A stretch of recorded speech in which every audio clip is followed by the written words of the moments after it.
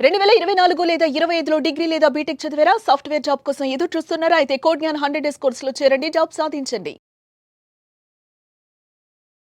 పాకిస్తాన్‌కి దిమ్మ తిరిగి మైండ్ బ్లాక్ అయ్యి ఏం చేయాలో పాలుపోని పరిస్థితిలోకి వెళ్ళిందా? కేవలం పాకిస్తాన్ ఆర్మీ ఆఫీసర్లు భారత్ దాడి చేసినటువంటి దాడుల్లో చనిపోయిన తీవ్రవాదుల శవాలు మోసేందుకే పరిమితం అవుతున్నారా? ఇప్పుడు అదే సంకేతాలు కనిపిస్తున్నాయి. లాహోర్‌లో ఎయిర్ డ్రోమ్ సిస్టమ్ మొత్తం కూడా భారత్ దెబ్బకి కకావికలం అయిపోయినట్టుగా సమాచారం వస్తుంది. ఉదయం నుంచి లాహోర్, సియాల్కోట్ తదితర ప్రాంతాల్లో పలు చోట్ల బ్లాస్టింగ్స్ జరిగాయి. ఐఈడీ ఆపరేటెడ్ బ్లాస్టింగ్స్ అనేటువంటి సమాచారం వస్తుంది. మరీ ముఖ్యంగా లాహోర్ ఎయిర్పోర్ట్ని మూసేయాల్సినటువంటి పరిస్థితి పాకిస్తాన్కి దాపురించింది.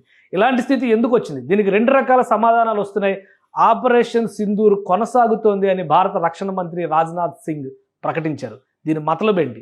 ఆపరేషన్ సింధూర్ అంటే కేవలం కొన్ని పాయింటెడ్ టెర్రరిస్ట్ ఆర్గనైజేషన్స్ ఉన్నటువంటి ప్లేసెస్ని టార్గెట్ చేసి వాటిని మిసైల్స్ ద్వారా కొలాప్స్ చేయడం మాత్రమే కాదు, తదుపరి చర్యలు కూడా కొనసాగుతున్నాయనేటువంటి విశ్లేషణ రాజ్నాథ్ సింగ్ చేశారు. దానికి తగ్గట్టుగానే పాకిస్తాన్లో జరుగుతున్నటువంటి పరిణామాలు పాకిస్తాన్ని కలవరపరుస్తున్నాయి తీవ్రంగా.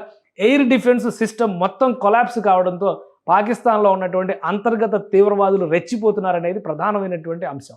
అది ఎలాగో ఒకసారి విశ్లేషిద్దాం. అయితే ఎయిర్ డిఫెన్స్ సిస్టమ్ని కొలాప్స్ చేసింది ఎవరు? భారతే దాడులు చేసిందా లేదా? దీనిపైన క్లారిటీ రావాలంటే మరికొంత సమయం పట్టొచ్చు. కానీ నిన్న రాత్రి అంతా కాళరాత్రి అని చెప్పుకునేటువంటి పరిస్థితి పాకిస్తాన్కు ఉంది. అదే క్రమంలో పాకిస్తాన్ భారత్ పైన దాడులకు తెగబడింది అన్నటువంటి విషయాన్ని, వాస్తవాన్ని కూడా ప్రజలు గ్రహించాల్సినటువంటి అవసరం ఉంటుంది. మనకెక్కడా కూడా సంకేతాలు రాలేదు, సమరం జరగలేదు అనేటువంటి అభిప్రాయం ఉంది. కానీ రాత్రంతా భారత సైన్యం కళ్ళల్లో నిప్పులు వేసుకొని సరిహద్దుల్లో కాపలాగాస్తున్నారు. పాకిస్తాన్ నుంచి వచ్చినటువంటి ముష్కర సేనల దాడులకి ప్రతి దాడులు చేస్తూనే ఉన్నారు.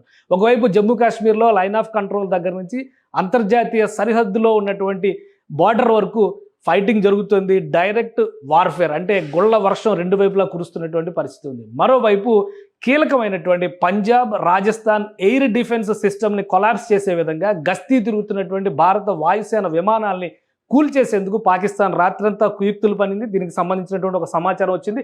ఇదే క్రమంలో భారతదేశం చేసినటువంటి దాడుల ఫలితంగా లాహోర్లో ఉన్నటువంటి ఎయిర్ డిఫెన్స్ సిస్టమ్ పూర్తిగా కొలాప్స్ అయిపోయినట్టుగా రక్షణ రంగ నిపుణులు విశ్లేషిస్తున్నారు. అది ఎలాగో ఒకసారి చూద్దాం. ఇందులో చాలా పాయింట్స్ కనిపిస్తున్నాయి. ఈ మ్యాప్లో చూస్తే ఇది మొత్తం భారతదేశానికి సంబంధించినటువంటి పశ్చిమ సరిహద్దుకు సంబంధించిన మ్యాప్. ఇక్కడ క్లియర్గా రెండు రాష్ట్రాలకు సంబంధించినటువంటి ముఖ చిత్రం కూడా మనకు చాలా స్పష్టంగా కనిపిస్తుంది. అత్యధిక సరిహద్దు కలిగినటువంటి రాష్ట్రం మన దేశంలో రాజస్థాన్. భారతదేశానికి పాకిస్తాన్కి మధ్య ఉన్నటువంటి సరిహద్దుల్లో అత్యధిక శాతం రాజస్థాన్లోనే ఉంది. ఇది రాజస్థాన్కి సంబంధించినటువంటి సరిహద్దు, అంటే నేలపైన సరిహద్దు ఉన్నటువంటి ప్రదేశం ఇది. తర్వాత పంజాబ్ సరిహద్దు కూడా ఇక్కడ చాలా కీలకమైనది. ఆ తర్వాత జమ్మూ కాశ్మీర్ సరిహద్దు స్టార్ట్ అవుతుంది. ఇక వెస్ట్రన్ పార్ట్ డౌన్ వెస్ట్రన్ పార్ట్లో చూస్తే కనుక గుజరాత్ సరిహద్దు కూడా ఉంటుంది. కానీ ఈ ప్రాంతం అంతా కూడా చాలా వరకు అంత యుద్ధ అలజడి వాతావరణం ఉండేటువంటి ప్రదేశం కాదు. ఇక్కడ ఎప్పుడు కూడా మనం కొన్ని సినిమాలు కూడా చూసాం. బార్డర్ లాంటి సినిమాలు రాజస్థాన్ రేగిస్తాన్లోనే తీశారు, అంటే ఇసుక ఎడారుల్లోనే తీశారు. అక్కడ జరిగినటువంటి సమరాన్ని బ్యాటిల్ ఆఫ్ లోంగేవాలా అని చెప్పిన భారత యుద్ధ చరిత్రలో రాసినటువంటి ఒక సువర్ణ అధ్యాయం అది.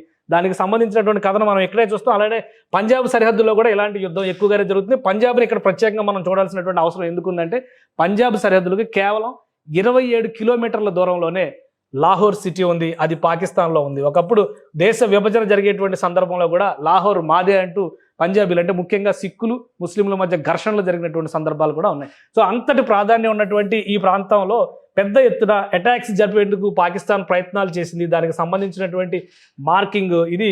పశ్చిమ సరిహద్దుల్లో పాకిస్తాన్ ఎక్కడెక్కడ దురాగతాలకు పాల్పడింది నిన్న రాత్రంతా అనే దానికి ఒక సమాధానంగా మనం దీన్ని చూడాల్సి ఉంటుంది. ఈ ఇంటూ మార్కులు పెట్టినటువంటి ప్రదేశాలు అన్నిటిపైన కూడా పాకిస్తాన్ ఎయిర్ స్ట్రైక్స్ చేసేందుకు ప్రయత్నాలు చేసింది. ముఖ్యంగా పంజాబ్లో చూడండి ఎన్ని ప్రాంతాల్లో, 1, 2, 3, 4, 5, 6 ప్రాంతాలు. చివరికి చండీగఢ్, రాజధాని చండీగఢ్ అంటే దాదాపు ఢిల్లీకి సమీపంగా ఉండేటువంటి ప్రదేశం. ఇదంతా కూడా ఢిల్లీ పరిధిలోకి, హర్యానా ఇక్కడ ఢిల్లీ ఉంటుంది. సో ఆ పరిధిలోకి వచ్చేటువంటి ప్రాంతాల వరకు ఇటువైపు చూస్తే కనుక ఉత్తరాఖండ్కి దగ్గరగా ఉండేటువంటి ప్రదేశం. ఇక్కడ వరకు టార్గెట్ చేసింది. వీటిపైన గుళ్ళ వర్షం కురిపించడానిక, మిసైల్ అటాక్ చేయడానిక, లేదా భారత యుద్ధ వాయు విమానాలు తిరిగేటువంటి క్రమంలో వాటిని కొలాప్స్ చేసేటువంటి ప్రయత్నాల మొత్తం మీద పాకిస్తాన్ పదే ప్రయత్నాలు చేసింది. వాటికి సంబంధించి సమాధానం ఇచ్చేటువంటి క్రమంలోనే లాహోర్ పరిసర ప్రాంతాల్లో ఎయిర్ డిఫెన్స్ సిస్టమ్ మొత్తాన్ని కూడా భారతదేశం జరిపినటువంటి అటాక్స్లో ఈ ఎయిర్ డిఫెన్స్ సిస్టమ్ మొత్తం కూడా కొలాప్స్ అయిందని చెప్పినటువంటి సమాచారం వస్తుంది. దీని ఫలితంగానే ఇప్పుడు అక్కడ పరిస్థితులు మారిపోతున్నాయి. పాకిస్తాన్కి సంబంధించినటువంటి సోషల్ మీడియాలోనే కొన్ని రకరకాల విశ్లేషణలు వస్తున్నాయి. ఇక్కడ చూస్తే అటాక్ అండ్ లాహోర్ ఎయిర్పోర్ట్, ఇది పొద్దున్నుంచి జరుగుతున్నటువంటి కీలకమైనటువంటి interesting reports coming. Fuse say it was a drone strike from India, ఇది ఇండియానే అటాక్ చేసింది అనేటువంటి మాట చెప్తున్నారు. ఇంకోటి కొంతమంది fuse say Chinese air defence systems used by Pakistan that struck their own jets, అంటే ఎయిర్ డిఫెన్స్ సిస్టమ్ను ఉపయోగించి భారతీయ యుద్ధ విమానాలని కూల్చేటువంటి ప్రయత్నం చేసేటువంటి క్రమంలో పొరపాటున పాకిస్తాన్ యుద్ధ విమానాలనే కూల్చేశారనేటువంటి అభిప్రాయం కూడా అక్కడ ట్రోల్ అవుతుంది. మొత్తం మీద 3 జెట్స్ కూలిపోయినాయి అనేటువంటి సమాచారం వస్తుంది. దీనికి సంబంధించినటువంటి వీడియోలు, దృశ్యాలు అయితే సోషల్ మీడియాలో మొత్తం వైరల్ అవుతూనే ఉన్నాయి. ఇంకోటి ఇక్కడ చూస్తే బహావల్పూర్లో ఒకటి, అలానే సియాల్కోట్లో ఇంకోటి, రెండోది లాహోర్, ఇవన్నీ కూడా కీలకమైనటువంటి నగరాలు. పాకిస్తాన్కి సంబంధించినటువంటి ముఖ్య నగరాలుగా ఈ బహావల్పూర్ కానీ అలానే సియాల్కోట్ కానీ లాహోర్ కానీ చెప్తారు. మనం సరిహద్దుల పరంగా చూసేటువంటి క్రమంలో ఇది మ్యాప్ చూస్తే క్లియర్గా లైవ్ గూగుల్ మ్యాప్ మనం ఇక్కడ చూస్తాము. సో ఈ మ్యాప్ను చూస్తే కనుక ఒక క్లియర్ పిక్చర్ కనిపిస్తుంది. సరిహద్దులకి ఎంత దగ్గరలో ఉంది లాహోర్ సిటీ అనేది. లాహోర్కి అమృత్సర్కి ఉన్నటువంటి డిస్టెన్స్, అలానే లాహోర్తో పంజాబీలకు ఉన్నటువంటి ఎమోషన్ కూడా అందరికీ తెలిసినటువంటి విషయం. అందుకే పంజాబ్ పైన గురిపెట్టింది, ప్రత్యేకంగా ఈ ప్రాంతంలో అటాక్స్ చేయాలనేటువంటి కుట్రకి పాకిస్తాన్ రాత్రంతా తెరదీసింది, విస్తృతమైనటువంటి ప్రయత్నాలు చేసింది. ఆ ప్రయత్నాల్లో భాగంగానే అనేక అటాక్స్ ఈ ప్రాంతాల మీద జరిగినట్టుగా సమాచారం ఉంది. వీటికి సంబంధించి కౌంటర్ రియాక్షన్గా భారతదేశం కూడా వాటి క్షిపణి విధ్వంసక వ్యవస్థలను ధ్వంసం చేసేటువంటి క్షిపణులను భారతదేశం ప్రయోగించినట్టుగా సమాచారం ఉంది. అయితే అధికారికంగా ఇంకా ఎలాంటి ధృవీకరణ జరగలేదు, ఎందుకంటే కౌంటర్ ఫైట్ మాత్రమే జరుగుతుందని భారతదేశం పదే చెప్తుంది. సో దీనికి సమాధానం పాకిస్తాన్ ఏం చెప్తుంది? పాకిస్తాన్కి సంబంధించినటువంటి ప్రధానమైనటువంటి ఆర్మీ అధికారులందరూ కూడా శవపేటికలు మోసేటువంటి పనిలో చాలా బిజీగా ఉన్నారు. కాబట్టి అక్కడి నుంచి ఇన్ఫర్మేషన్ వస్తున్నటువంటి పరిస్థితి లేదు. మరొక ముఖ్యమైనటువంటి విషయం ఏంటంటే 12 విమానాల వరకు 12 యుద్ధ విమానాలను కూల్చేసామనేటువంటి ప్రచారం కూడా సోషల్ మీడియాలో పెద్ద ఎత్తున పాకిస్తాన్ ఆర్మీ చేస్తుంది. దీనికి సంబంధించినటువంటి ఆధారాలు ఇవ్వాల్సిందిగా అంతర్జాతీయ మీడియా అడిగినప్పటికీ కూడా సమాధానం రావట్లేదు, అటు పాకిస్తాన్ రక్షణ మంత్రి నుంచి కానీ పాకిస్తాన్ ఆర్మీ నుంచి కానీ. సో ఇదొక ఆసక్తికరమైనటువంటి విషయం. సో ఇక్కడ జరిగినటువంటి పరిణామాలు అన్నింటినీ దృష్టిలో పెట్టుకుని చూసిన తర్వాత భారతదేశం ఒక కీలకమైన నిర్ణయం తీసుకుంది.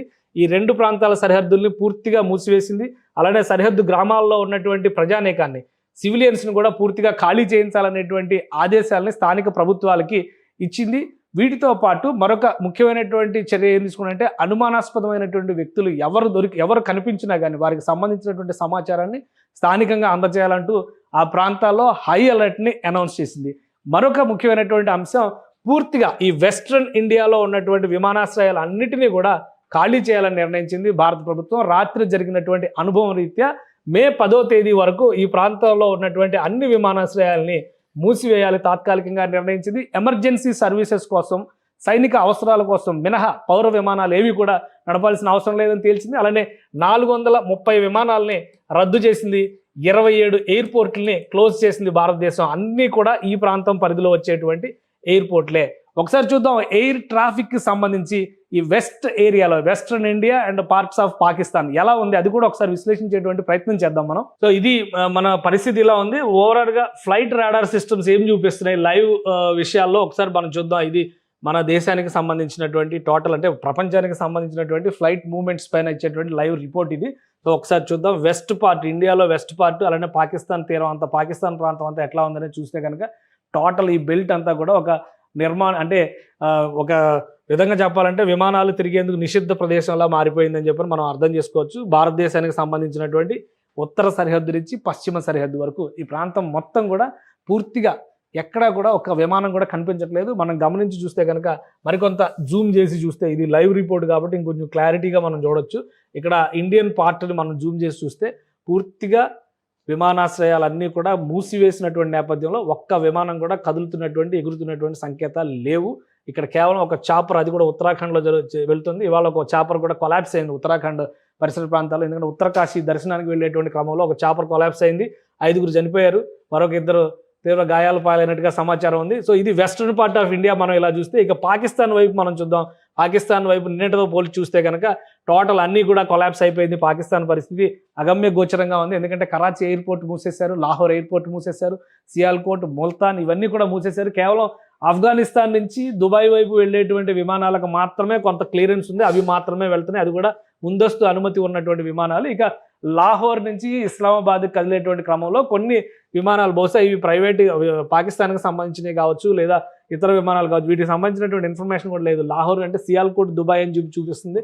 ఇవన్నీ కూడా మిగతా మొత్తం అన్ని వ్యవస్థలు కూడా దాదాపుగా స్తంభించిపోయింది. అంటే వాయు రవాణా వ్యవస్థలు అనేవి భారతదేశానికి పశ్చిమ ప్రాంతం మొత్తం, ఉత్తర ప్రాంతం, ఉత్తర పశ్చిమ ప్రాంతం, పాకిస్తాన్ మొత్తం కూడా స్తంభించిపోయినటువంటి పరిస్థితి ఉంది. అందుకనే కేంద్ర ప్రభుత్వం ఒక హై అలర్ట్ని అనౌన్స్ చేసింది. ప్రజలందరూ కూడా చాలా అప్రమత్తంగా ఉండాలి. ఇప్పుడు దేశానికి సంబంధించి చాలా నగరాల్లో మాక్ డ్రిల్స్ నడుస్తున్నాయి. అది కేవలం 7వ తారీఖు మాత్రమే పరిమితం కాలేదు, చాలా నగరాల్లో మాక్ డ్రిల్స్ జరుగుతున్నాయి. మాక్ డ్రిల్స్ జరిగినంత మాత్రాన మొదటి బాంబు అక్కడే పడుద్ది లేదా మొదటి బాంబు ఎక్కడి నుంచే వేస్తారనే పిచ్చి ప్రేలాపనలు వేలాల్సినటువంటి అవసరం లేదు. ఎందుకంటే ఇది సర్వసన్నద్ధతలో భాగంగా జరుగుతున్నటువంటి ప్రక్రియ మాత్రమే.